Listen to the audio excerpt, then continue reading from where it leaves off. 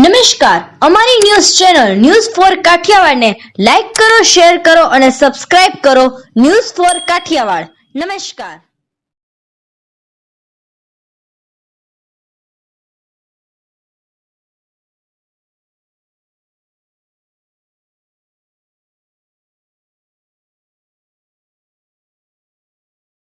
જૂનાગઢ કિસાન સંઘ દ્વારા આવેદનપત્ર આપવામાં આવ્યું. કલેક્ટર કચેરી ખાતે અપાયું આવેદન. ખેડૂતોને પાક ધિરાણ જે આ વર્ષે 5 લાખ કરેલ છે તે બાબતનો પરિપત્ર દરેક રાષ્ટ્રીયકૃત બેંકોને આપવામાં આવે તે બાબતે અપાયું આવેદન. તમામ સહકારી બેંકને પણ પરિપત્ર મળે તે અંગે કરાઈ રજૂઆત. સ્થાનિક કિસાન સંઘના આગેવાન અને કાર્યકરો રહ્યા હાજર.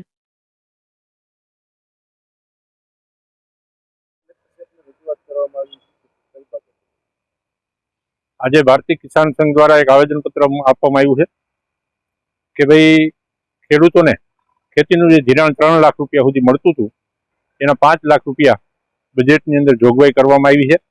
રાજ્ય કેન્દ્રના નિર્મલા સીતારામ દ્વારા આ જાહેરાત કરવામાં આવી હતી અને એની અંદર ગ્રાન્ટ પણ વધારવામાં આવી છે. ત્યારે આજે પરિપત્ર ન હોવાને કારણે ખેડૂતો બેંકમાં લોન લેવા જાય ત્યારે 3 લાખ રૂપિયા સુધી જ આપે છે, બાકી 5 લાખ રૂપિયા નથી આપતા.